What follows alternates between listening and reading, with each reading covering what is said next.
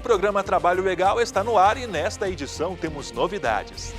Vamos aproximar você, trabalhador, de assuntos que fazem parte do dia a dia e que muitas vezes nos causam dúvidas. Chegou a hora de tirá-las com o novo quadro Meus Direitos. E também vamos falar de desvio de função. Quando isso acontece?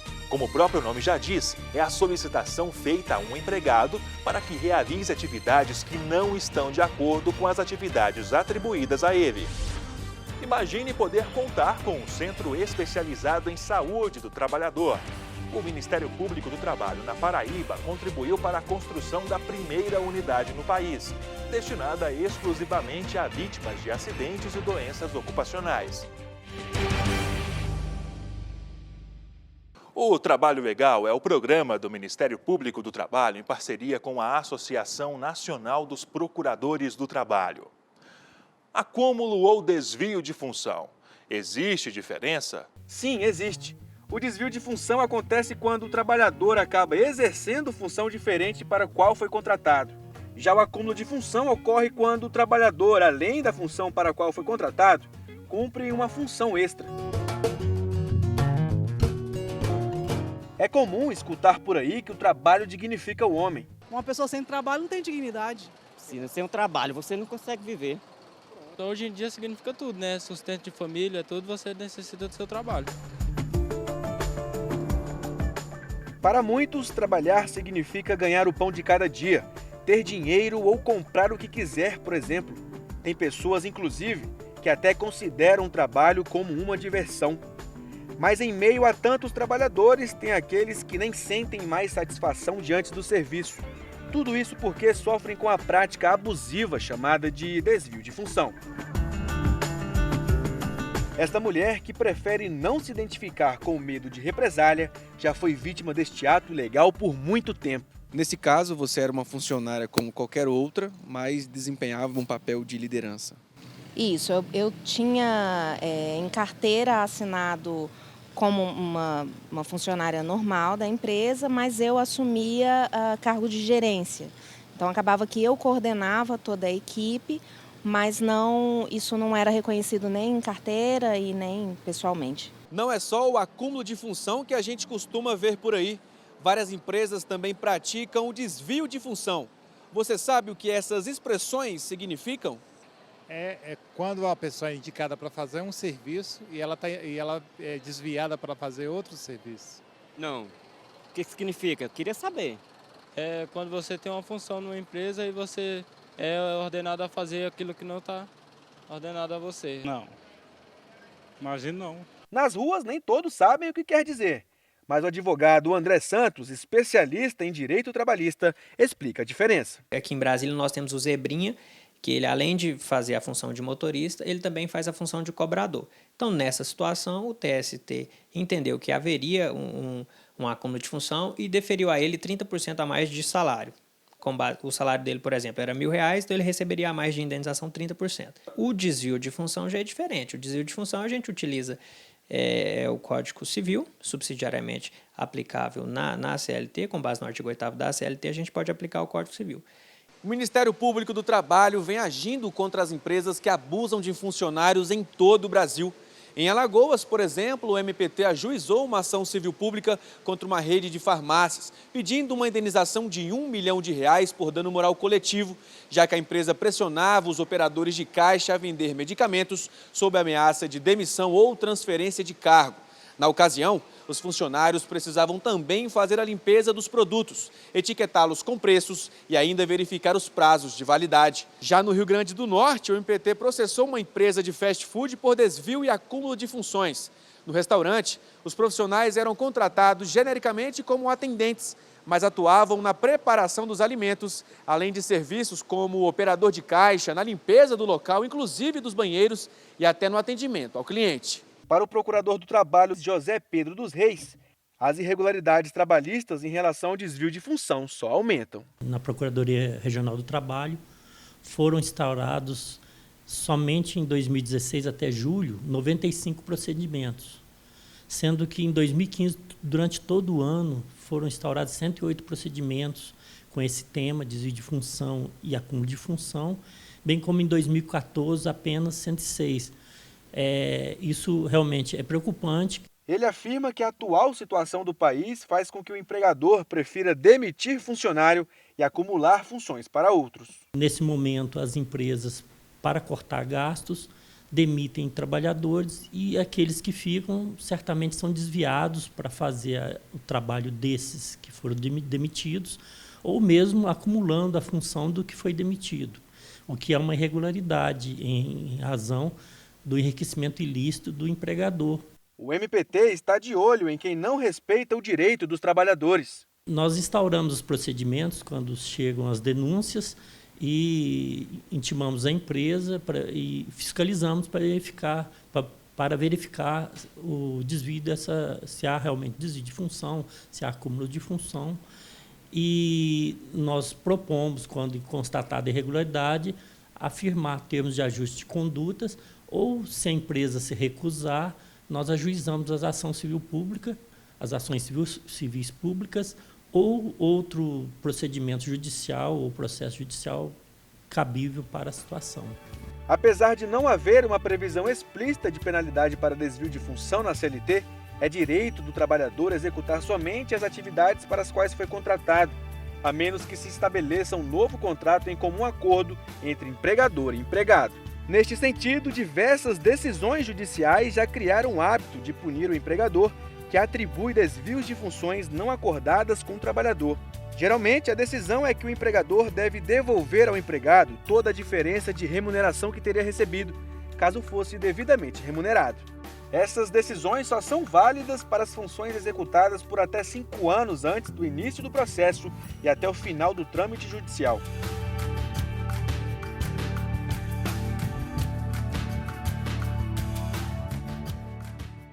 Depois do intervalo, direitos humanos. Estatuto da Criança e do Adolescente faz aniversário e ganha audiência pública na Câmara dos Deputados para comemorar a data e debater sobre o ECA. Não saia daí, voltamos em 1 minuto.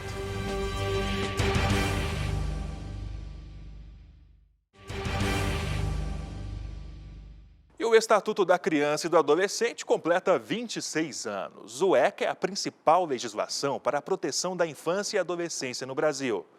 Mas o Ministério Público do Trabalho está de olho no cumprimento dessas normas. De acordo com os dados do IBGE, a exploração da mão de obra infantil no país cresceu 4,5% em 2014, em relação a 2013, ano em que havia mais de 3 milhões de crianças e adolescentes na faixa de 5 a 17 anos trabalhando.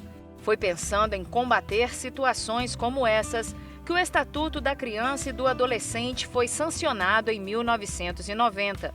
Na época, o ECA foi visto como uma das leis mais avançadas do mundo. O objetivo era mudar a visão sobre crianças e adolescentes em situação vulnerável do país. A partir da aprovação, ficou garantida a doutrina da proteção integral dos direitos da criança e do adolescente. E com isso, a legislação nacional se adaptou à Convenção sobre os Direitos da Criança da Organização das Nações Unidas. De 1990 até 2016, o caminho percorrido foi longo, cheio de lutas e muitas vitórias. Está fazendo 26 anos, temos muito o que comemorar. Principalmente porque pela batalha que foi da década de 90, desde a Constituição, quando começamos um Estado democrático de direito e com o que a legislação que existia em relação a crianças e adolescentes, que tratava principalmente crianças pobres e negras como marginais, como desvalidos e tudo mais. Com o Estatuto, realmente esses sujeitos se tornam sujeitos de direitos, prioridade absoluta e direito à proteção integral e de responsabilidade da sociedade, do Estado e da família. E para a comemoração do 26º aniversário do ECA, a Comissão de Direitos Humanos e Minorias da Câmara dos Deputados realizou audiência pública para discutir e avaliar a implementação do Estatuto e seus resultados, e também debater o Estatuto e o Conselho Nacional da Criança. O presidente da comissão, deputado Padre João do PT de Minas Gerais, disse que o ECA trouxe avanços significativos às políticas públicas, ao mesmo tempo em que consolidou marcos normativos e regulatórios para a área da infância e da adolescência. O procurador do Trabalho, Tiago Ranieri, participou do encontro e alertou para a questão de como o trabalho infantil é visto por todos. Primeiramente, o Estatuto da Criança, o ECA, foi um avanço em termos legislativos e constitucionais, vamos dizer assim, né? Ele traz diversos tipos de violação para a infância e para a adolescência. Muito embora ele traga essas violações, ainda a população ainda não coloca o trabalho infantil como uma violação. Ela não enxerga o trabalho infantil como uma violação. E pior do que a população não enxergar isso, são os atores da rede de proteção também não enxergar o trabalho infantil como violação. Se o ator técnico não enxerga o trabalho infantil como violação, a tendência é que cresça-se as violações quanto ao trabalho infantil. Infelizmente, o trabalho infantil ainda é visto pelo senso comum como alternativa à marginalidade e miserabilidade e não como uma violação. Isso acarreta uma série de consequências, não só físicas para com a criança, mas consequências que vão refletir no seio da educação. E também destacou: o ECA tem que ser comemorado mesmo, por ser uma legislação avançada, uma das únicas do mundo, né, em termos de proteção da infância e da adolescência. Ali a criança e o adolescente passa a ser um sujeito de direitos e não um objeto do adulto, né? Então isso tem que ser comemorado em termos de legislação, mas há necessidade sim de termos esse desafio de aplicabilidade efetiva do ECA, que ele realmente chegue na mente e na consciência de cada ator que compõe a sociedade, de cada integrante da família, do Estado, na figura dos agentes de proteção, para que nós consigamos realmente efetivar os direitos da criança e do adolescente, que não basta uma boa legislação. A necessidade que essa boa legislação tenha eficácia e seja aplicada no contexto, enfim, municipal, estadual e nacional.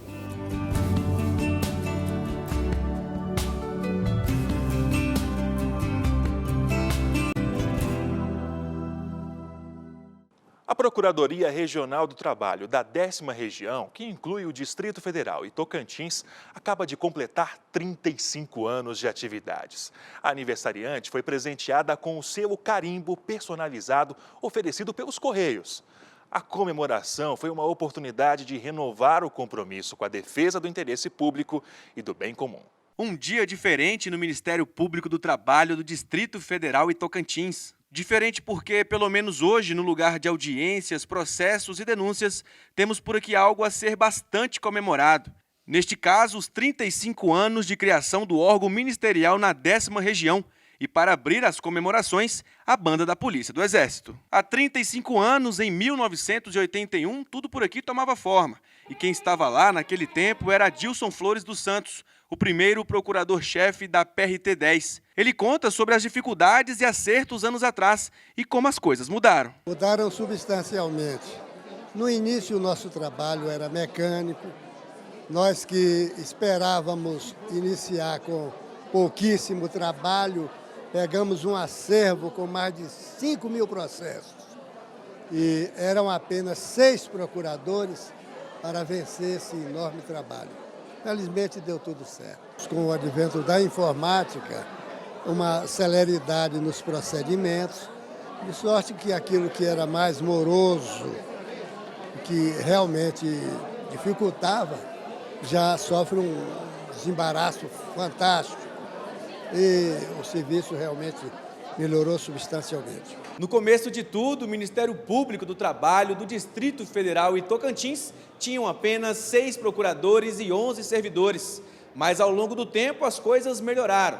Hoje por aqui a Justiça conta com mais de 36 procuradores envolvidos em causas trabalhistas. Muita coisa mudou e o melhor é saber que mudou para melhor.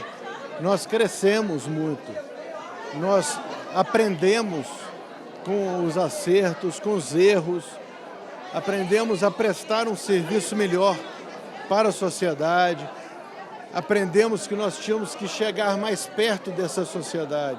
E afirma, tudo valeu a pena. Se me perguntarem, valeu a pena a primeira vez que você entrou aqui, que viu aquela pilha de processo, né, e falou, vamos fazer mutirão, tudo valeu a pena cada minuto, cada segundo. Ainda mais vendo tudo que nós conseguimos construir. Como homenagem, os Correios ofereceram um carimbo especial pelo 35º ano de atuação do MPT, além de um selo personalizado comemorativo que será utilizado em correspondências oficiais durante este mês. É uma forma dos Correios homenagear vários órgãos, instituições que comemoram algum aniversário ou está com alguma data assim importante pelo trabalho que é desenvolvido pelas essas organizações. Para o procurador-chefe, Dr. Alessandro Santos de Miranda, muita coisa deve ser feita por aqui. Nós precisamos entender a sociedade para conseguir reverter o bem social. O trabalhador pode confiar, deve confiar e deve comparecer à Procuradoria para conhecer como nós funcionamos, qual o nosso papel e trazer essas demandas. É isso que vai fortalecer a instituição, é isso que vai nos fazer cumprir o nosso mistério institucional.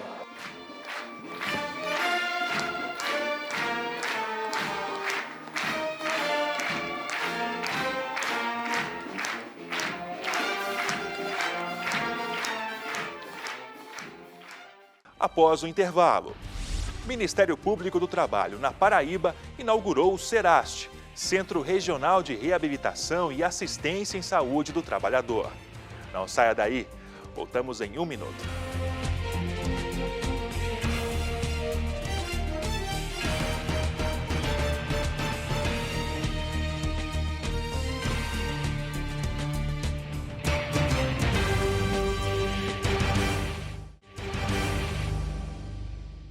A construção do Centro Regional de Reabilitação e Assistência em Saúde do Trabalhador só foi possível devido a uma parceria do Ministério Público do Trabalho na Paraíba com a Prefeitura de Campina Grande. O SERAST é um espaço exclusivo para atender o trabalhador acidentado e reabilitá-lo para o mercado de trabalho, o que representa uma economia aos cofres públicos, já que o trabalhador terá uma recuperação mais rápida e ficará menos tempo recebendo benefícios previdenciários. Aos 39 anos, o destino de Sandro deu a ele uma nova estrada. O motorista de caminhão estava a serviço de uma empresa de transporte. Durante uma pausa para o jantar no estado de Minas Gerais, Sandro passou mal e sofreu um AVC, acidente vascular cerebral. Ele foi socorrido por outros colegas de trabalho para um hospital da região. O AVC, segundo o médico que o atendeu, teria sido provocado por um alto índice de estresse. Sandro explica o que sentiu naquela noite. Eu senti mal-estar e a cabeça caindo. Por causa disso, a voz e alguns movimentos de Sandro foram comprometidos.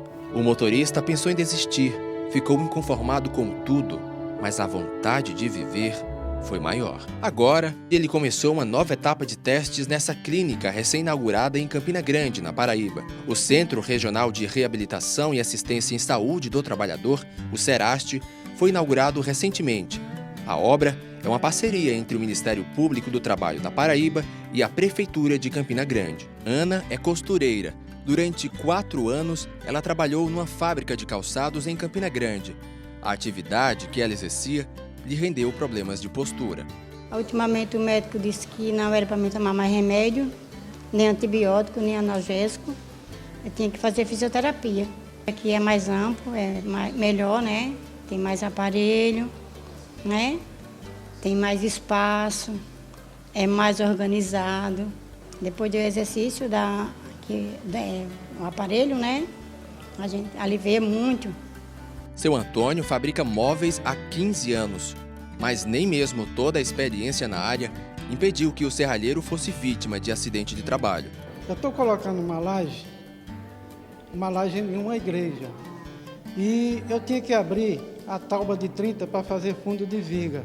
A ferramenta que eu estava fazendo não é ferramenta para cortar madeira. E aí eu estou cortando, a maqueta travou, a tábua travou e ela veio em cima do meu dedo. No Brasil, são registrados por dia 7 acidentes fatais envolvendo trabalhadores. A cada hora, 2 pessoas tornam-se incapacitadas. Os dados são do Anuário Estatístico da Previdência Social. Além de Campina Grande, os serviços do SERAST vão ajudar trabalhadores de mais 70 municípios da região. Segundo o diretor da unidade, o centro é pioneiro no país. Temos fisioterapia, temos fonoaudiologia, temos nutrição, temos a parte de psicopedagogia, temos a parte de psicólogos, temos a parte de enfermagem e temos também cursos e capacitações que a gente está trazendo em breve. Só fisioterapeutas chegam a 30 certo? Mas no geral a gente chega a quase 50 profissionais de atendimento, né? Fora o apoio que seria o pessoal da triagem, o pessoal da cozinha, o pessoal da limpeza e o pessoal da segurança. O centro também oferece acompanhamento psicológico para crianças e adolescentes vítimas de exploração. Além disso, é o primeiro a oferecer o serviço gratuito para o trabalhador, seja ele formal ou não, público ou privado.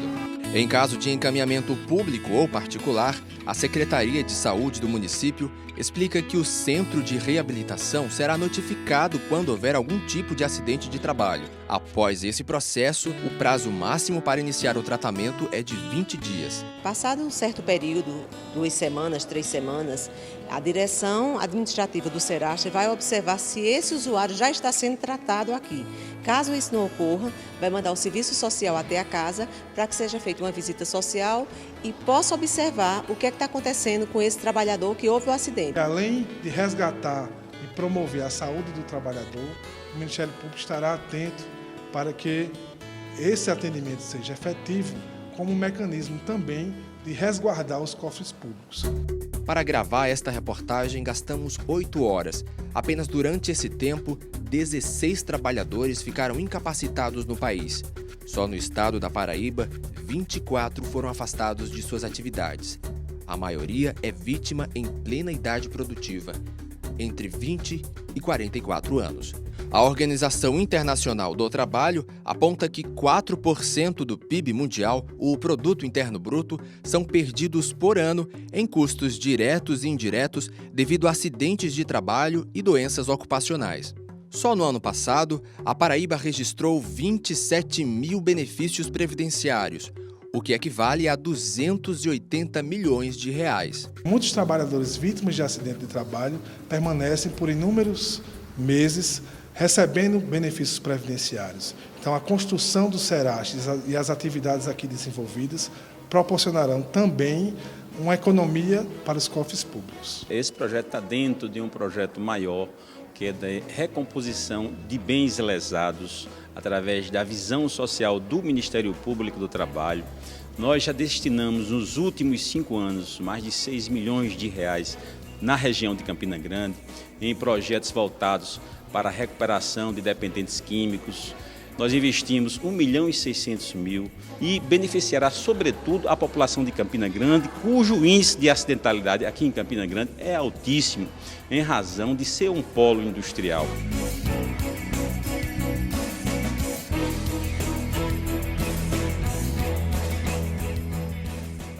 Todos os trabalhadores têm seus direitos garantidos pela consolidação das leis do trabalho, a famosa CLT, não é mesmo? E você, será que realmente sabe quais são os seus? O novo quadro Meus Direitos foi criado com o objetivo de esclarecer e contribuir para que esses direitos sejam efetivamente respeitados. Nesta semana, o assunto é férias.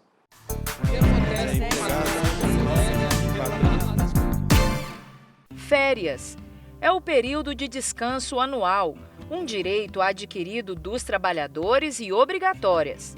Devem ser usufruídas tanto pelos empregados que trabalham sob o regime da consolidação das leis do trabalho, quanto pelos servidores públicos. Caroline acaba de completar 19 anos e trabalha em uma empresa de comunicação.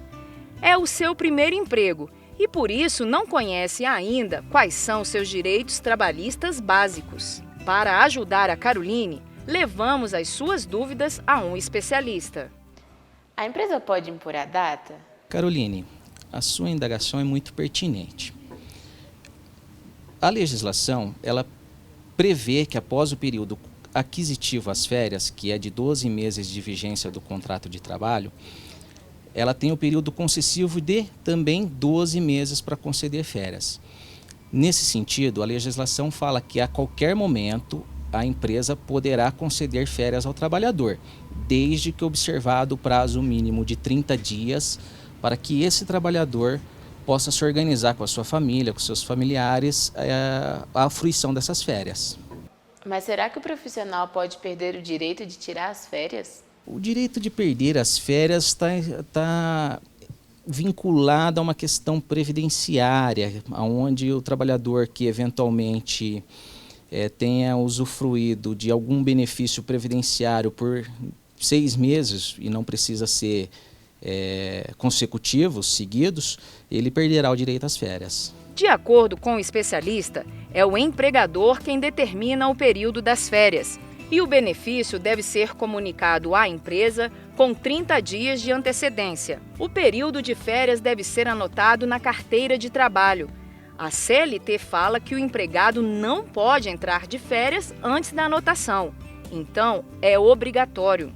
Ah, e eu tenho outra dúvida. As férias podem ser divididas em quantas vezes? Em casos excepcionais, as férias elas podem ser divididas em duas oportunidades. Lembrando que em ambas elas não podem ter um período inferior a 10 dias. A conversão de parte das férias em dinheiro é um outro direito do empregado, que poderá vender 1/3 das férias, e não mais que isso. O quadro Meus Direitos foi criado justamente para aproximar o trabalhador dos assuntos que fazem parte do nosso dia a dia e que muitas vezes não temos a quem recorrer com as nossas dúvidas. Então, fique ligado. O nosso próximo assunto, vamos falar de horas extras. Até lá! Venha participar do programa Trabalho Legal com a gente. Envie sua sugestão de reportagem. Nosso contato é trabalholegal.pautas@gmail.com. E as informações sobre o Ministério Público do Trabalho não param por aqui. Acesse o nosso site www.mpt.mp.br e também o Facebook ou o canal no YouTube. E não perca a edição da semana que vem. Vamos falar sobre as leis para estrangeiros que atuam no nosso país. Uma ótima semana para você. Esta edição fica por aqui. O programa Trabalho Legal é feito para você, trabalhador brasileiro.